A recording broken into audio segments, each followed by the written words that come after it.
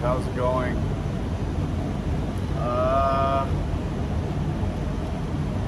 I needed, like, there's a lot of things that have been going on. So I suppose things have escalated, and I suppose it's only right that I update or keep this video log updated. 2 years ago, I made a video where I said I found peace despite all the fucked up things that have been happening in my life. And I feel it's only it's only right to give an update on what has happened since then.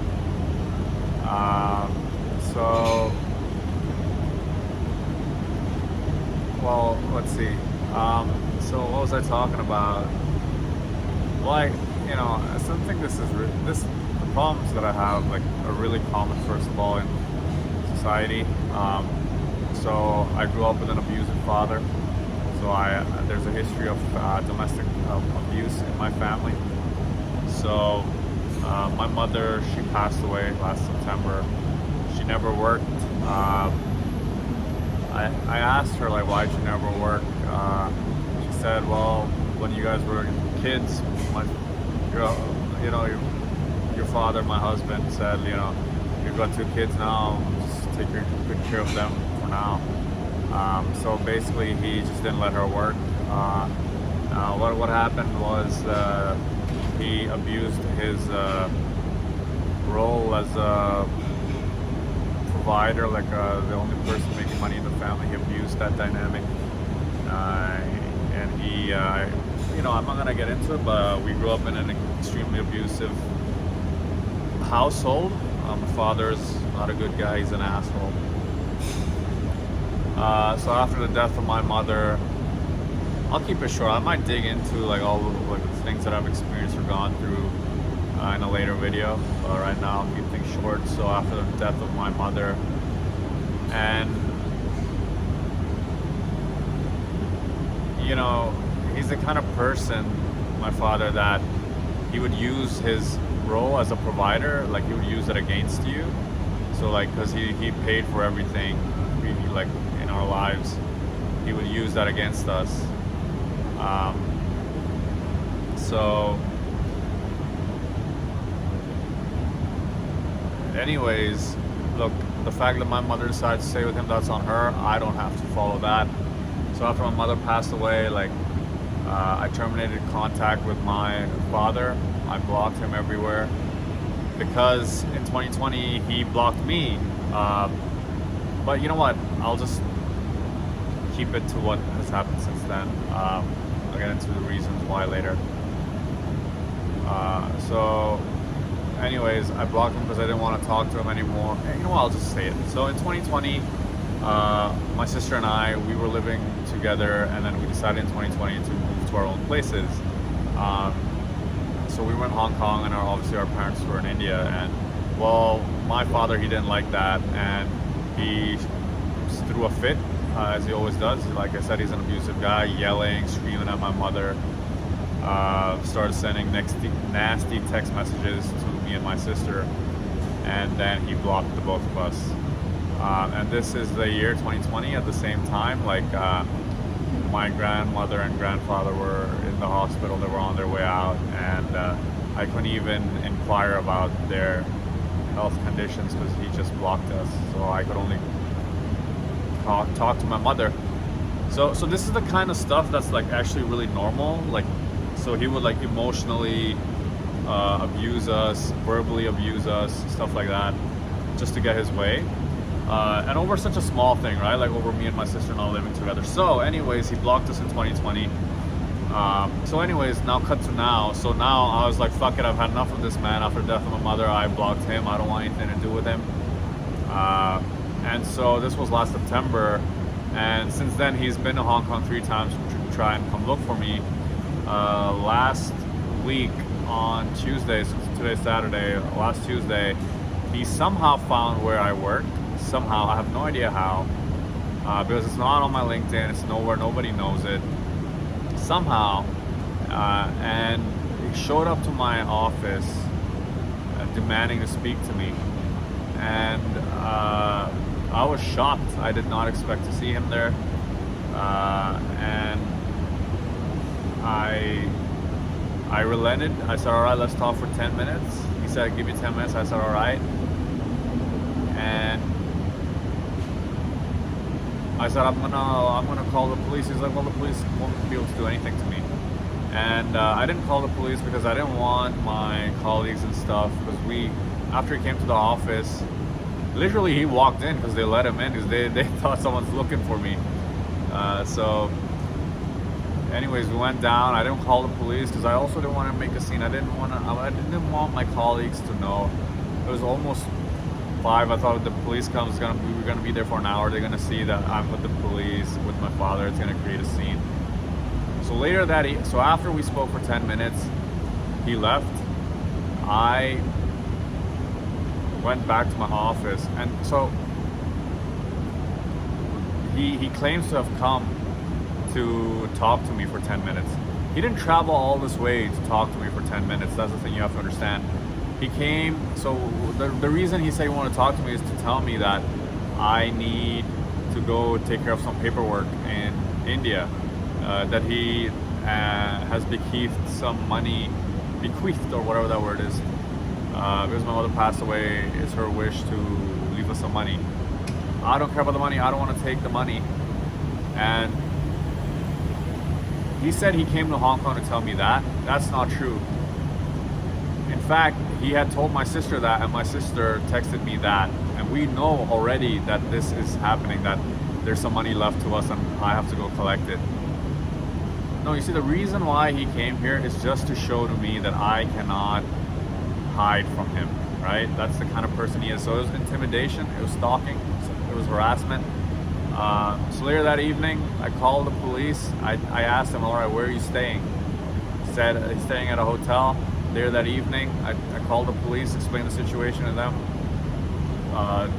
and went to go visit him. And the police, they were like, well, they spoke to him, blah, blah, blah. They told me, well, we can't do anything. They gave me the number of the family court. They're like, go make a case against him in the family court. So I did that. And they asked me to leave. So I left from the hotel. And the next day, I went to the family court and I filed an urgent ex parte injunction against my father, because genuinely I am scared. Like, how the fuck did he find out where I work? I don't have it anywhere, and we'll see. I'm gonna ask the court to dig into how exactly we found out where I work.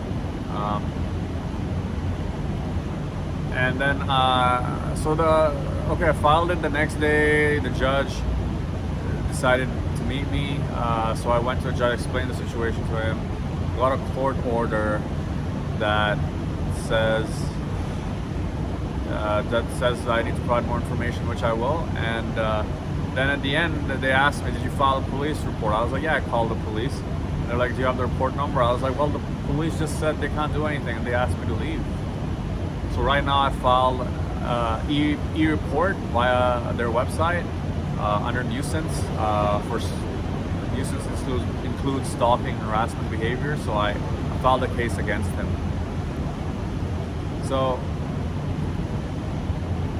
this may seem like overblown, but dude, me, my mother, my sister, we have suffered our whole lives due to this individual. Like, I have suffered a history of domestic abuse at the hands of this individual. So I'm 30. I closed that chapter in my life. My mother passed away. I don't want anything to do with my father.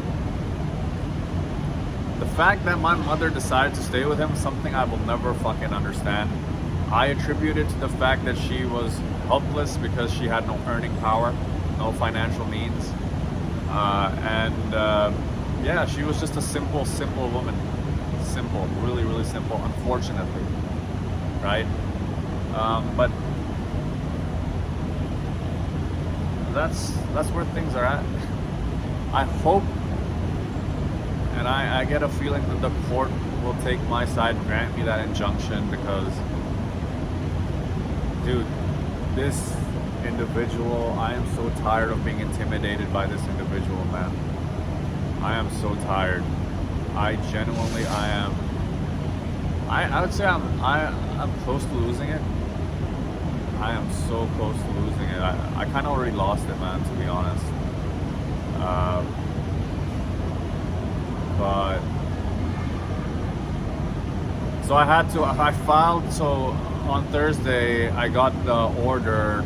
I filed an originating summons against my dad for an injunction order, and so a third party needs to give that summons to him, or I can send it by post. So since he's in Hong Kong right now, I thought it would be best to have a third party just hand it to him.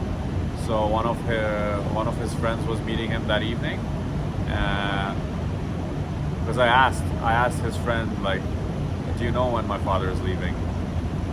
Like, he said, yeah, he's gonna meet him tomorrow. So I went up to him, his friend, and I said, well, look, I filed a case in court against him. Please hand this summons to him. He refused to do it, so I went and I lost my shit when he refused to do it. I lost my shit, bro. Honestly, like, when I get angry, I'm just like my father. But yeah, what can you do? So I had to personally go to the office, not the office, the hotel, and hand the summons to reception desk. And so that is where things are at, man. I am so sick and tired of being abused and verbally abused and intimidated by this guy, man. I've had it. I see that I am now. I don't want to fight. I just want to live a peaceful life. But man, if that's what it takes, then dude, you don't know this, but well, no one knows this. I have endured these excruciating, emotionally exhausting circumstances my whole life. I'm a fighter. I'm a fighter, dude. Anyone, anything comes up against me, they don't stand a chance. And now my father's about to find out. And this is a message for future me, like, yo, dude, no matter what happens, it's nothing, right? I'm still gonna be here, one way, shape, or the other. I'm still here, right? Look at me, I survived. I made it out of that fucking hellhole.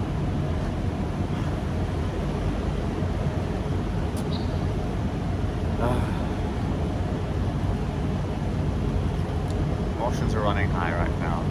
Sorry about that. Emotions are running high. But enough is enough.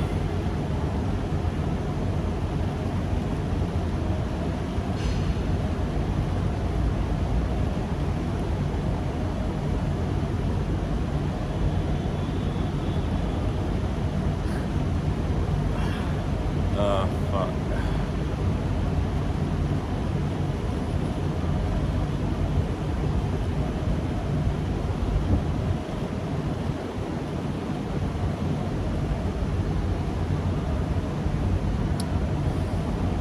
Look at what I've become.